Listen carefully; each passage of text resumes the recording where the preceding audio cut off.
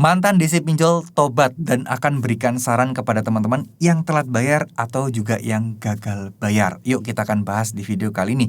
Oke, jadi banyak sekali ya mantan-mantan DC lapangan mungkin yang mereka nggak tahu dan terjebak di situasi lowongan pekerjaan sebagai DC. Tapi sebenarnya ya teman-teman, sebenarnya nggak semua DC itu jelek kok. Di situ banyak yang sopan, banyak yang baik juga, dan hanya oknum-oknum tertentu aja lah. Nah, dari pengalaman-pengalaman beliau ini, beliau memberikan sedikit saran gitu ya, dan masukan kepada teman-teman yang lain. Nah, ini saran ini sebenarnya adalah seperti ini. Ya, kita akan bahas satu persatu, tapi sebelum itu saya pengen disclaimer dulu ya teman-teman ya, bahwa saya tidak pernah membuka jasa konsultasi apapun. Saya tidak pernah membuka jasa konsultasi apapun, saya tidak pernah menawari siapapun untuk berkonsultasi dengan saya dan membayar atau memberikan tarif. Tidak ya, saya tidak pernah buka. Jadi kalau ada yang seperti itu artinya penipuan, bukan saya pribadi ya. Oke, kita balik lagi soal DC tadi teman-teman. Nah, kalau misalnya ngomong soal DC, pasti ya mereka udah pengalaman dong ya, bagaimana cara-caranya, mungkin dapat cerita dari teman DC yang lain dan lain sebagainya.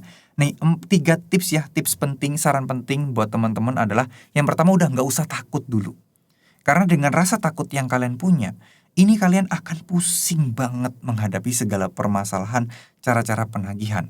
Dengan kalian takut, kalian akan percaya aja, kalian akan pusing dan kalian akan bisa diarahkan untuk mencari dana talangan dengan cara apapun itu.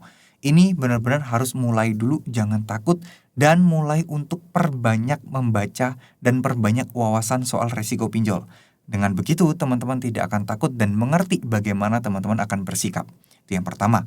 Nah, yang kedua, teman-teman jangan menjanjikan sesuatu. Jangan sampai kalian sok atau sombong gitu ya. Karena menurut pengalaman beliau nih, banyak orang-orang yang gagal bayar tuh sombong. Iya ya, pasti gue bayar. Tunggu aja, nggak usah terlalu ini.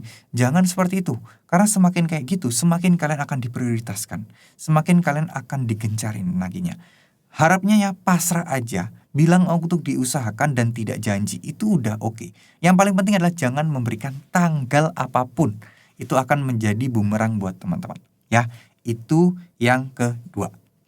Nah, sedangkan yang ketiga.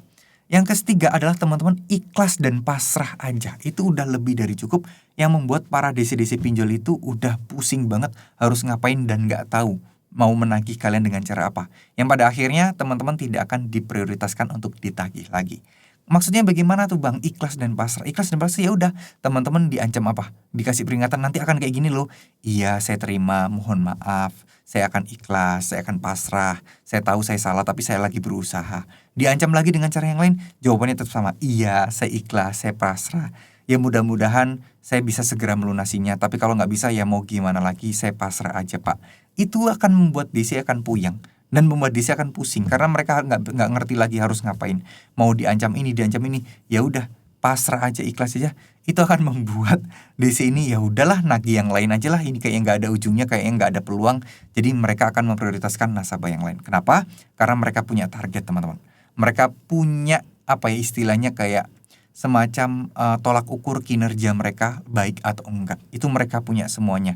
Jadi daripada waktunya habis untuk ngurusin kalian, mereka akan cenderung untuk mencari nasabah lain yang mungkin berpotensi untuk membayar, sehingga memberikan dalam tanda kutip omset ya, quotes on quote, dari proses penagihan mereka. Karena kan mereka pasti punya target nominal yang harus dibayar orang-orang yang harus mereka tagih gitu ya teman-teman ya. Oke, mumpung di bulan Ramadan, baiknya kita banyak berdoa, baiknya kita banyak beristighfar, baiknya kita banyak berzikir, bersolawat, dan meminta sama Allah untuk diberikan jalan keluar, untuk diberikan kemudahan untuk mengatasi semua permasalahan pinjol ini. Karena percayalah, doa kalian kalau itu didengar oleh Allah dan kalau dikabulkan, pasti akan banyak cara-cara dan hal-hal yang tidak masuk akal yang akan kalian dapatkan, Masya Allah ya, akan teman-teman dapatkan dan membuat teman-teman akan menjadi lebih bagus, akan menjadi